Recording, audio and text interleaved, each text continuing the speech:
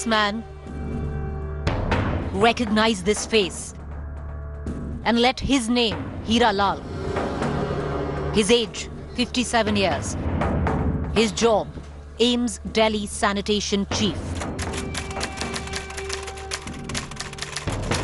The cause of his death, COVID-19. Let all this information leave an indelible mark on your conscience, India. The sanitation chief of AIIMS Delhi and the team he led were working the last 2 months at AIIMS without any safety gear, no protective kit. Fighting from the bottom, they too were frontline workers battling COVID. Hira Lal, known to have never missed a day at work, leaves behind a family, a wife, parents, children. Hira Lal, head of sanitation AIIMS Delhi, also leaves behind one question. Why no priority in protective gear for thousands of sanitation workers, constantly putting their life at risk by being on the job? Bureau Report, India Today.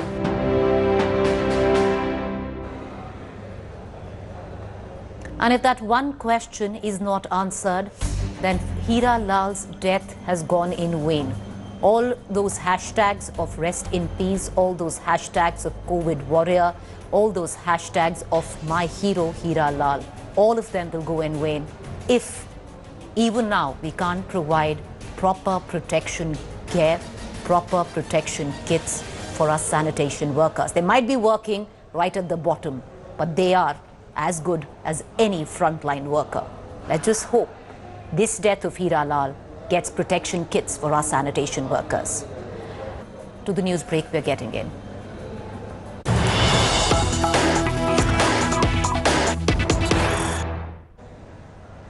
All right, the latest news break is coming in from the state of Karnataka. Now, the Karnataka government has decided to reopen 34,500 temples from June 1st.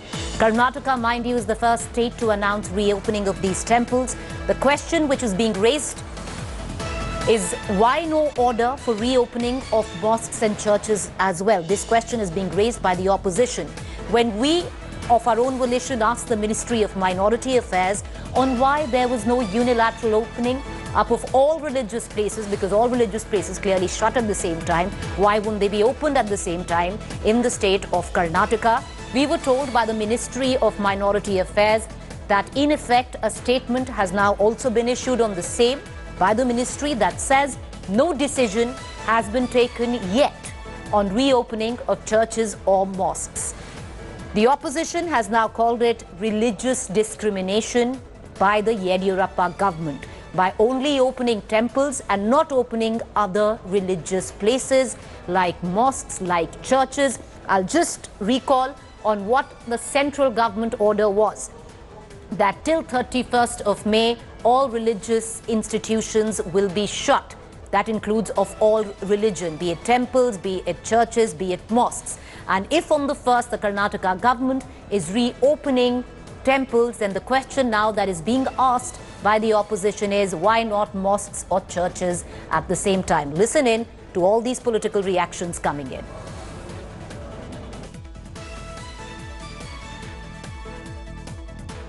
See, they should not create any confusion about it. They have closed it altogether.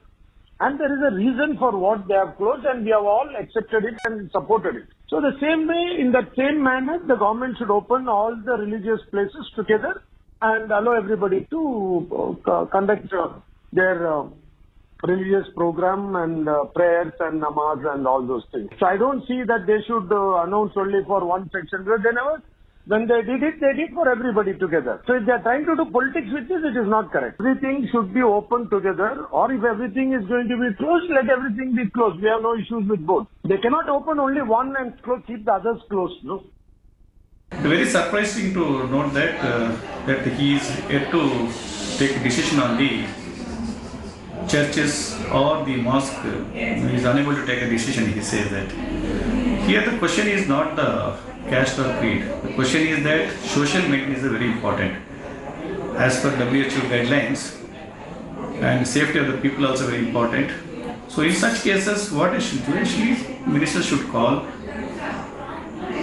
meeting with the religious heads of the particular community or of all the communities, and equal opportunity should be given, and by maintaining the social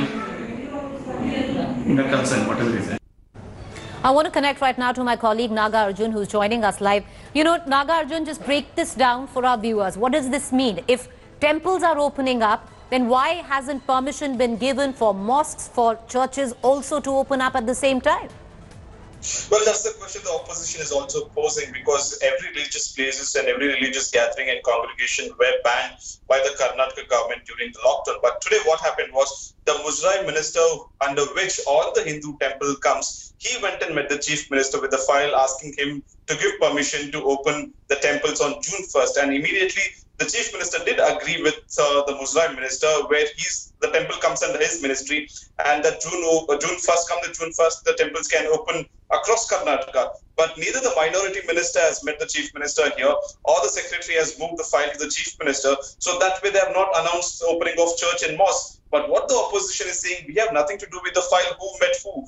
When you have open temples, it's the government duty to announce the opening of mosques and churches as well. Why this discrimination? And in fact, Congress MLA Harris went on to say that BJP is trying to communalize this issue or politicize this issue, and people would teach them a lesson in future days. And JDS MLC or National Working President Farooq also said that this is anti-democratic and anti-constitution, because you're treating the minorities in a separate category as the majority in a separate category.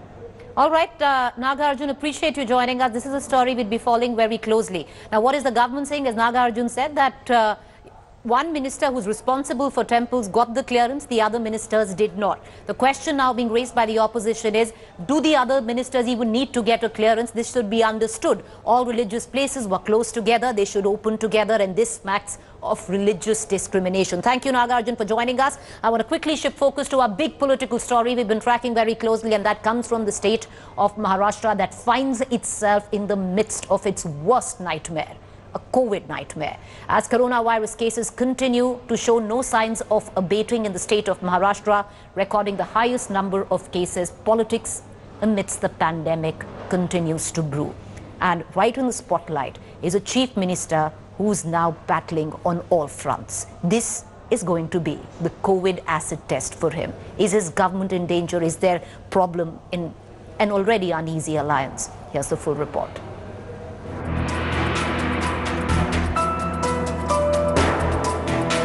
When politics as usual is rudely disturbed by an acute adversity or a crisis, then what does the political leadership do? Well, a crisis or even a pandemic is perfect opportunity to play some good old politics. Cut to the state of Maharashtra.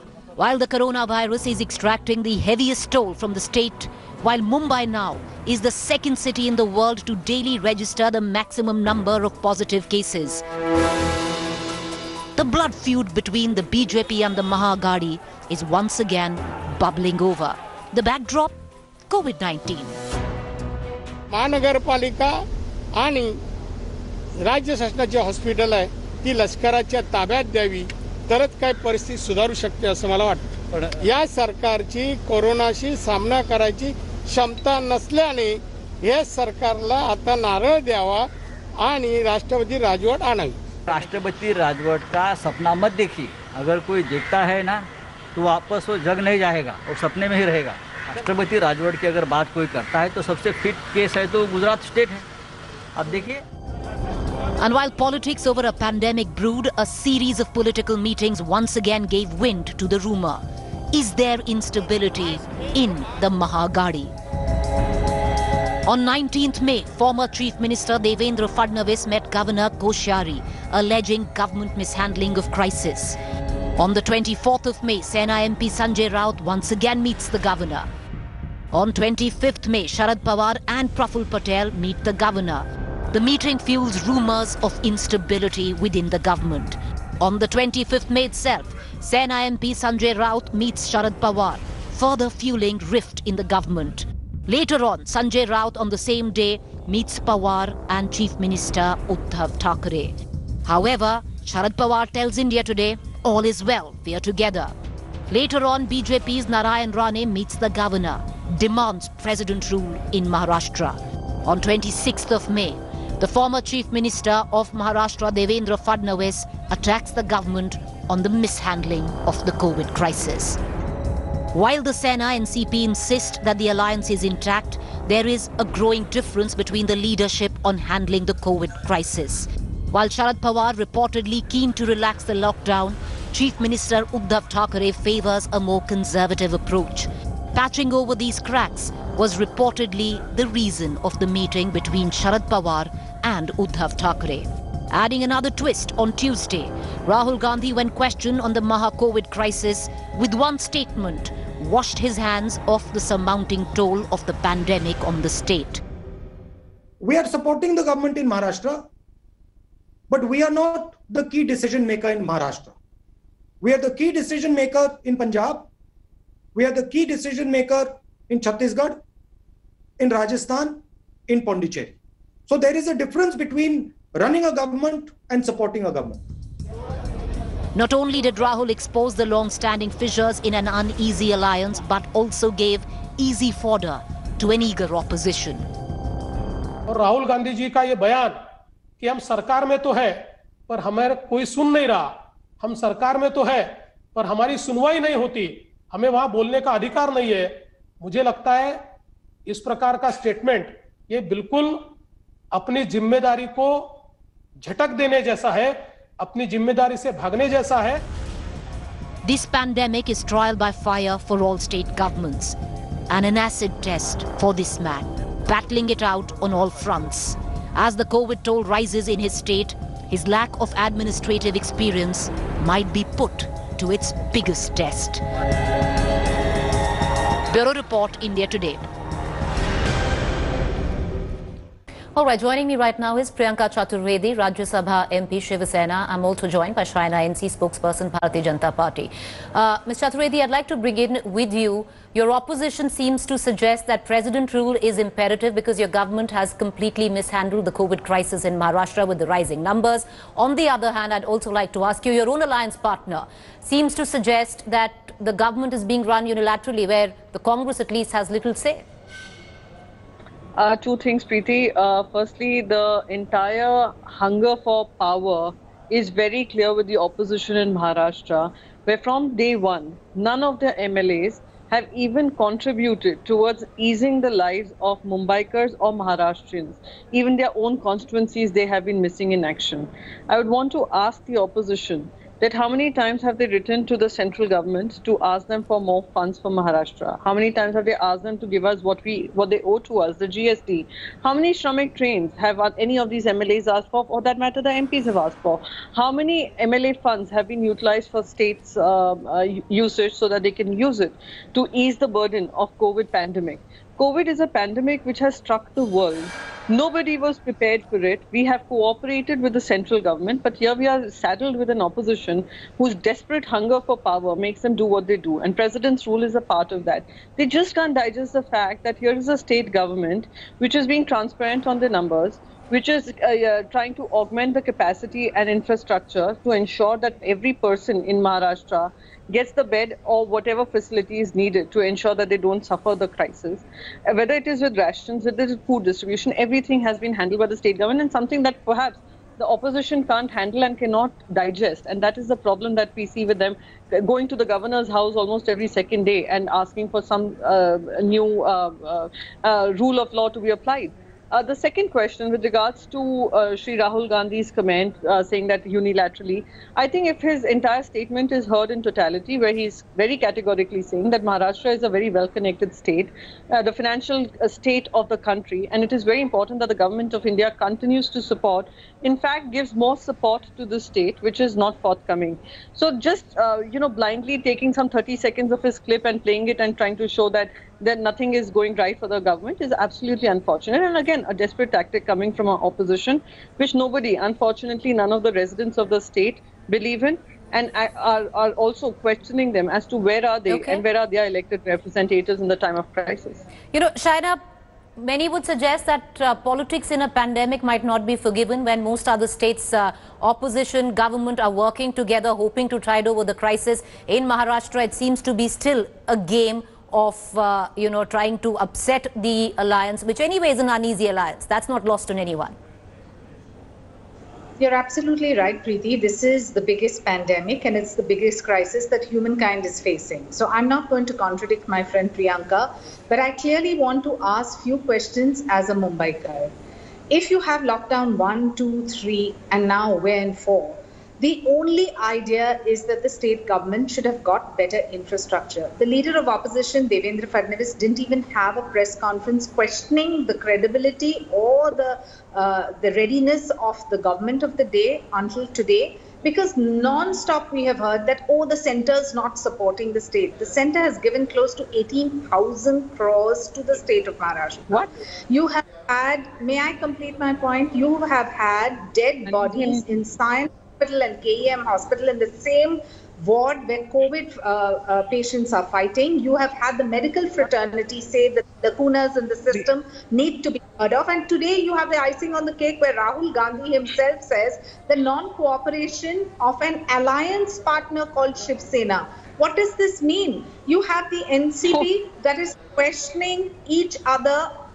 You have Praful Patel complimenting the railway minister. You have Uddhav Thackeray saying that we asked for 125 trains, where Mr. Piyush Goyal has said that only 46 were asked for and they were provided.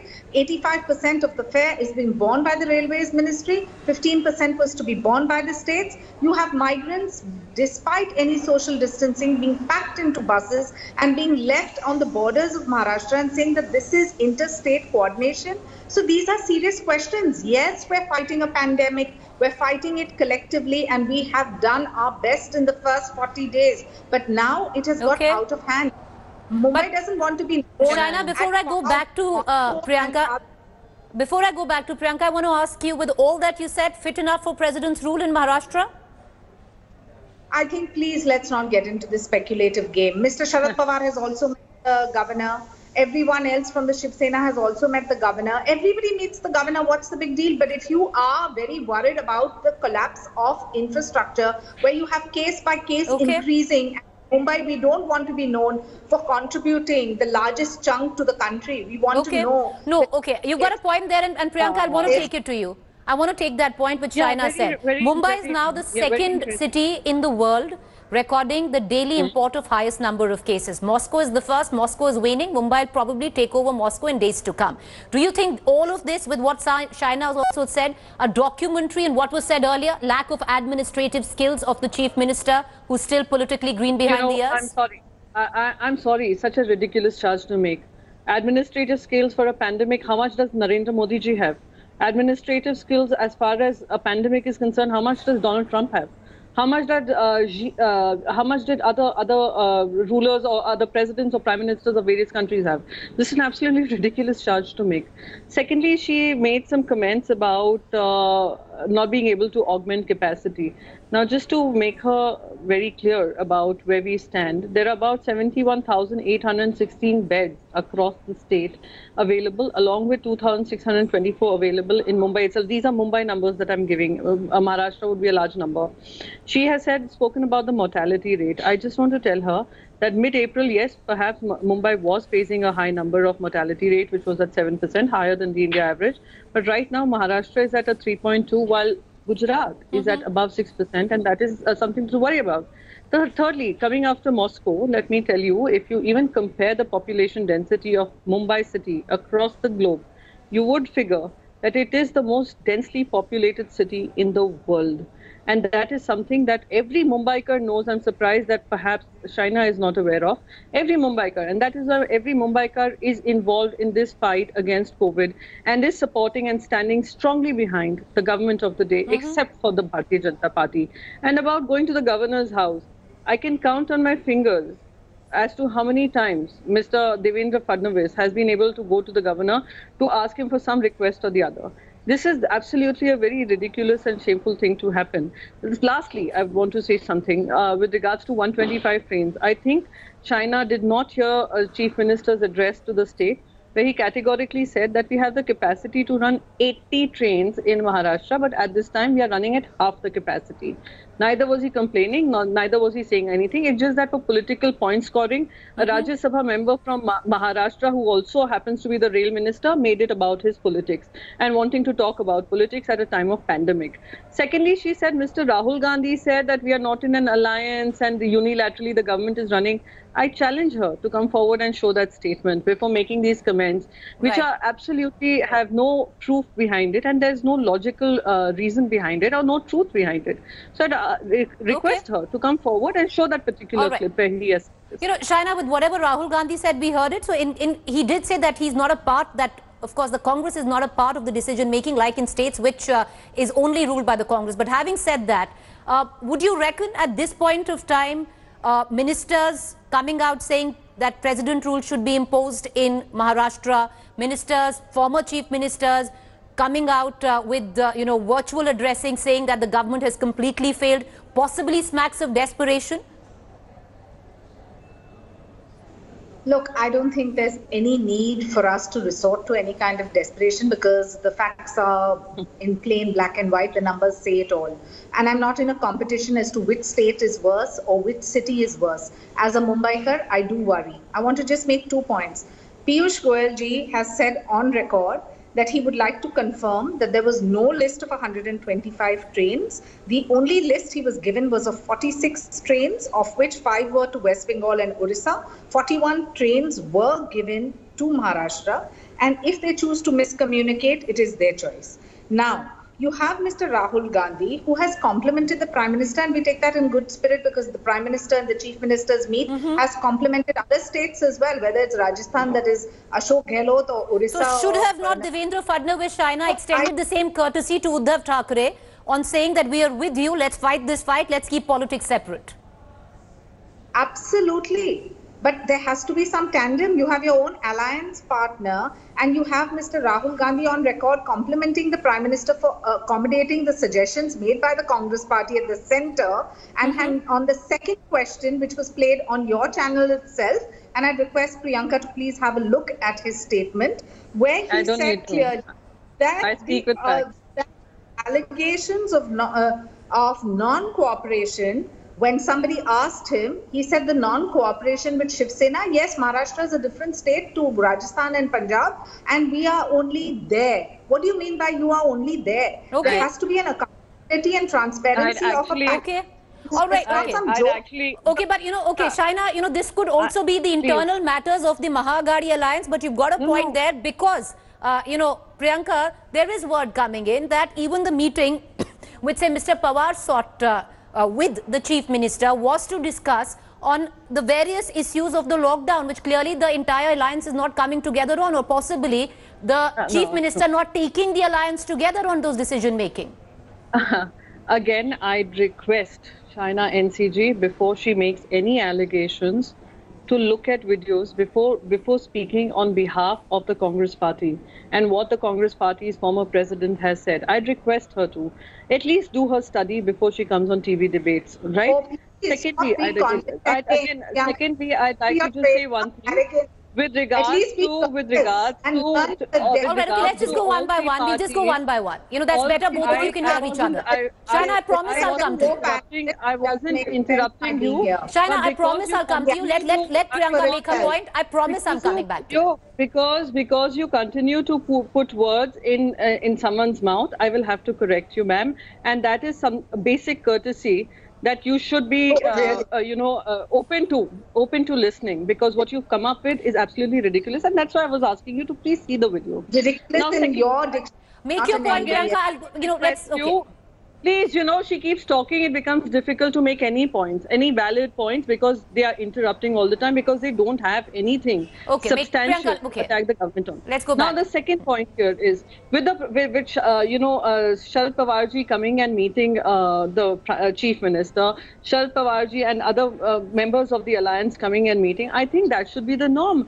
If we are meeting and we are talking about how we can lift the lockdown and how in a stepwise manner we can lift it, I think it should be welcomed that here is a party of 3 alliance partners which are working, meeting out together and thrashing out details after taking all opinions and deciding what works best for the state. Okay, Would you rather want that none of them meet None Okay. of them talk. All right, and so Shaina, everybody my runs question like is- Mr. Narendra Modi ji Okay. runs. It doesn't work like that. Okay, Shaina, He is in taking an off from alliance. He doesn't listen to what Ms. anybody. Chaturvedi said, I want to ask you, what's the big deal? You know, how is it of any of BJP's concern? What's going on behind closed doors within an alliance? Whether there is A making decision, B making decision, or A, B and C together making decisions. How does that any of BJP's business?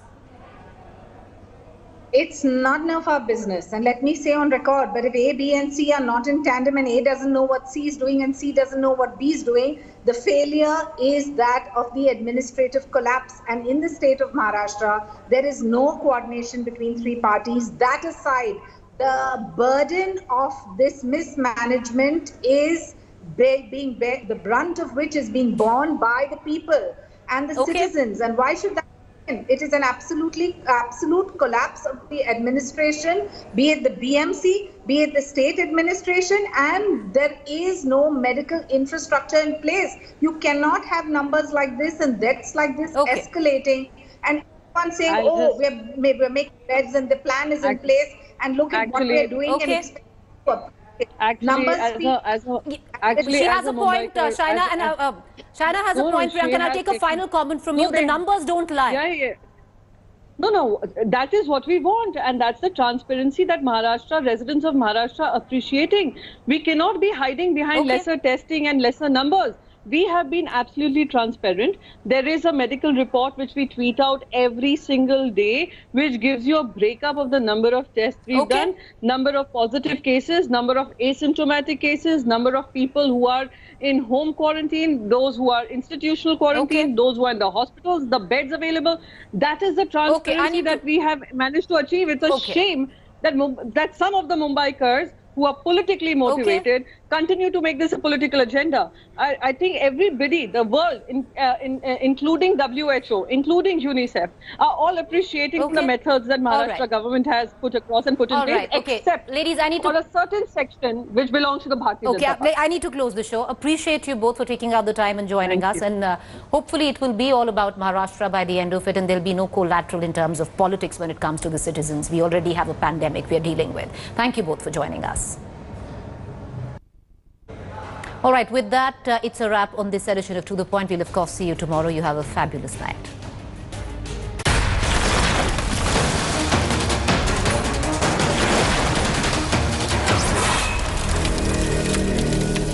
Hi everyone, Preeti Chaudhary here. Hope you like this video. For latest news and analysis, like and subscribe to the India Today YouTube channel. And don't forget to press the bell icon to stay updated. Thank you for watching.